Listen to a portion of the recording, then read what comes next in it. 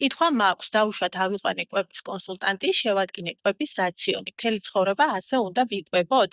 სულ თორე ისევ მოვიმატე? პირველ რიგში ნატალია, საინტერესო კითხვისთვის დიდი მადლობა.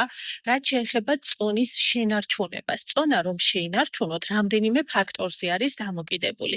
პირველი ის, რომ როდესაც ჩვენ დავიწყებთ წონის კლებას, შედეგი უნდა მივიყვანოთ ბოლომდე. რაც შეეხება შემდეგ კვებას, შემდეგ კვების გაგრძელება, რა თქმა უნდა, ისევ იგივენაირად არ არის საჭირო, იმიტომ რომ თქვენ თავიდან ხართ წონის კლების პროგრამაზე და წონის კლების კვებაზე, რა თქმა უნდა, შენარჩუნებისთვის იგივე კვების გაგრძელება აღარ არის საჭირო.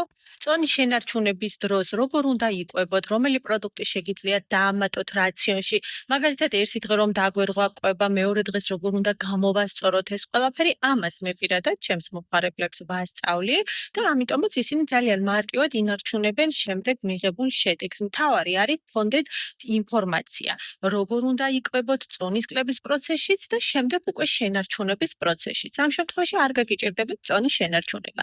თუ გაინტერესებთ ჩემთან როგორ ხდება წონაში დაკლება, როგორი პროგრამები მაქვს, როგორ მუშაობ თითოეულ ადამიანთან ინდივიდუალურად, ჩაეწერეთ პირველად უფასო კონსულტაციაზე, გაგესაუბრებით და აგიხსნით დეტალურად ყველაფერს.